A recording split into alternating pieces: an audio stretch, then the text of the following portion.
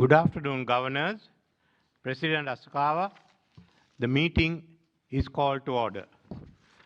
I would like to welcome all of you to the business session of the 55th annual meeting of the Board of Governors of the Asian Development Bank. Let us first take up paragraphs 2 and 3 of the Procedures Committee report. With regard to the provisional schedule of the business sessions, document BG 55/07, you will note that the schedule provides that we finish all the items in the agenda today. I note on the last item of document BG 55/07, the request from the chair-elect to forego delivery of his remarks.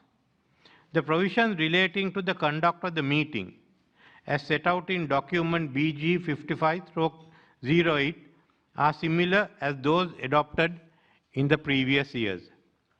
I take it that these two documents are acceptable and that we may approve of them as recommended by the Procedures Committee. In paragraph 1 of its report, the Procedures Committee has recommended the approval of the revised agenda as shown in document BG 55/06. If there is no objection, I declare that the revised agenda is approved. Let us now take up the committee's recommendation on the agenda items and start with agenda items 1 to 5 of our notation, which were approved by the Board of Directors. Item 1 is the annual report for 2021, and item 2 is the update to the rules and regulations. Item 3 is the budget for 2022, which encompasses the budget for the ADB and the ADB Institute as contained in document BG 55/10. Item 4 is the status of the financial resources of the Asian Development Bank as contained in document BG 55/11.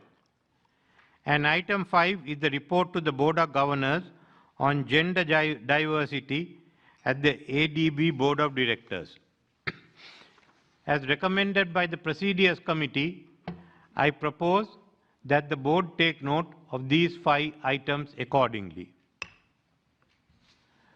Turning to item 6, the committee recommends that the Procedures Committee of 2022/2023 be composed of the governors for Australia, Austria, the People's Republic of Bangladesh, the People's Republic of China, Italy, Japan, the Republic of Korea, Nepal, the Netherlands, the Islamic Republic of Pakistan, the independent state of Samoa, and the United States, with the governor for the Republic of Korea as chair of the committee. If there is no objection, I declare this recommendation approved. I congratulate the newly appointed members of the Procedures Committee. Finally, on item 7, the committee has recommended that the governor for the Republic of Korea be elected chair of the Board of Governors for 2022/2023, and that the governors for Canada and the Republic of Uzbekistan be elected vice chairs to hold office from the end of this meeting to the end of the 56th annual meeting of the Board of Governors. If there is no objection, I declare this recommendation approved. I have great pleasure in congratulating the Governor for the Republic of Korea on his election as Chair of the Board of Governors for 2022/2023. I also congratulate the Governors for Canada and the Republic of Uzbekistan on their election as Vice Chairs for 2022/2023.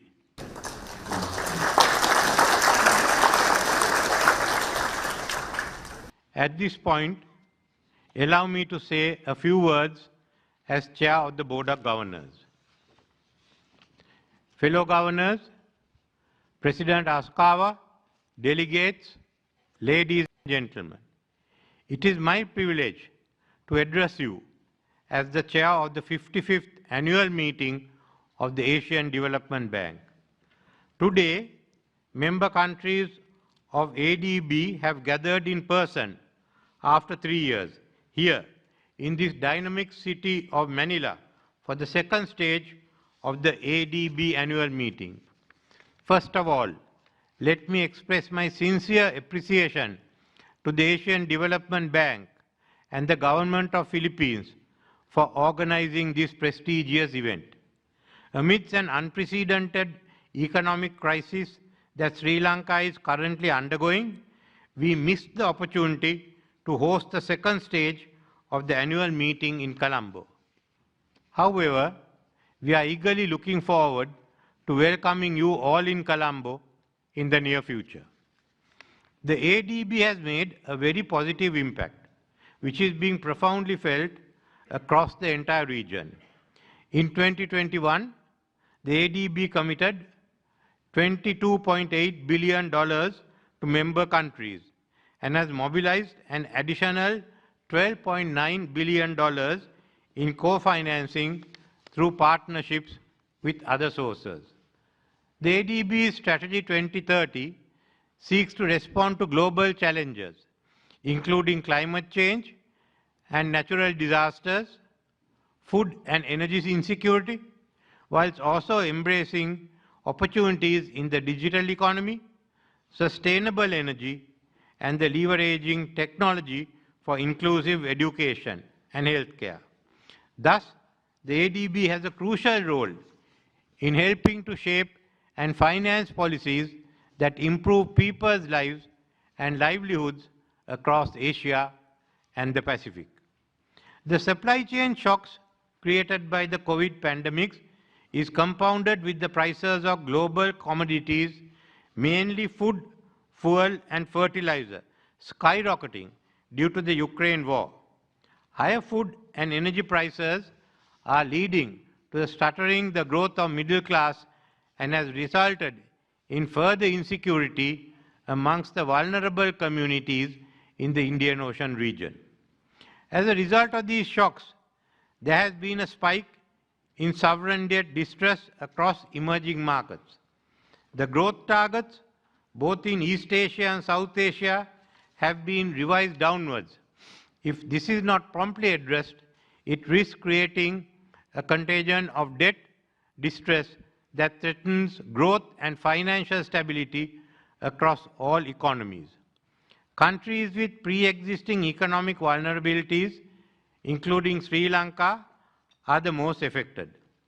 Therefore, creditors and debtor nations must work collectively in an equitable manner to ensure economic and financial stability across the region and indeed the world. The developments on the global stage have further aggravated the self-inflicted economic crisis in Sri Lanka, resulting in a political outburst that led to a change in government. Today, we have stabilized the economy, and many countries and stakeholders are keenly monitoring how we resolve this crisis. Many nations are keenly watching developments in Sri Lanka to see how we engage with all stakeholders in finding a solution to this multifaceted crisis. We are well aware that the evolution of Sri Lanka's economic crisis includes both domestic policy elements as well as external shocks. It follows that the resolution of the crisis also requires both domestic efforts and the support of external partners. It is incumbent upon Sri Lanka and our creditors and the partners to set an example of how collaborative and good faith action can result in sustainable and equitable solutions to sovereign debt issues. Towards this end, we have already undertaken major macroeconomic policy reform measures. I am pleased to inform you that we have now reached a staff-level agreement with the International Monetary Fund on a 4-year program supported by the Extended Fund Facility. The program is aligned with the commitment of the government to implement an ambitious and comprehensive package of reforms that will help restore the sustainability of our public finances, addressing external imbalances, and restarting our growth engine through structural reforms and improvement in governance. Amidst major economic stress, Sri Lanka is undertaking an unprecedented fiscal effort as part of our commitment to restoring the country's debt sustainability. It's our hope and expectation that Sri Lanka's creditors and all stakeholders will support us in these efforts to restore our debt sustainability and help put the country back on the path of inclusive and sustainable economic growth. While Sri Lanka undertakes these deep and often painful reforms, we are experiencing rising unemployment and reduction in consumer purchasing power. The government is cognizant of the adverse impacts on the most vulnerable members of the society. Accordingly, every effort has been taken to allocate greater financing and resources towards targeted support for social protection. Asia has still to overcome the present global economic crisis. Unlike the financial crisis of 2008, in this instance, the economic levers alone are insufficient to stimulate global economic recovery. The factors underlying the main crisis is not only of economic origin, but are also the consequences of evolving geopolitics. The results being the absence of cooperation amongst the G20, unlike the earlier crisis. The Ukraine war on one side and the US-China rivalry, spurred on by military, trade and political differences on the other side, are key contributors to this breakdown in cooperation. Added to this geopolitical rivalry are the droughts, floods and pandemics which are still present in Asia. All these challenges are compounded by the absence of global leadership, a time when the global economy is stuttering. As this global rivalry intensifies into a new Cold War, which will determine a new global power balance by 2050, the inability of the major countries to give leadership to the mitigation of the global climate change crisis is becoming more apparent. Developing Asia is facing a bleak future. Surging inflation, tighter monetary policies, declining in European output, weakening of exports is leading to a weaker economic prospects for South Asia and East Asia, as highlighted in our Asia Development Outlook 2022. Further, we are witnessing new alliances cutting across geopolitical rivalries to respond to the mitigation of global climate change, further highlighting the absence of a common approach on this subject that is vital for our existence. The geopolitical rivalry to determine the contours of the Asian power balance by the mid-century has resulted in the inability of the major countries to give leadership to overcoming the key crises that are threatening the prosperity of the region. The resolution of these major economic and environmental issues is unfortunately interwoven with the global geopolitical crisis. As they say in many of our countries, when the elephants fight, it is the grass that is crushed. This is the predicament of many of our member countries. Therefore, we must overcome the geopolitical rivalries to address the major threats to our existence. Otherwise, we will all fail, leading to instability in our region, reminiscent of Europe after World War I. On the other hand, our ability to successfully meet these challenges will lead to remarkable progress in raising the living standards of our people through the rise of the economies of our member countries. Before concluding, let me express my sincere gratitude to President Marcos and the people of Philippines for the outstanding hospitality and the excellent arrangements in organizing the ADB annual meeting. Thank you.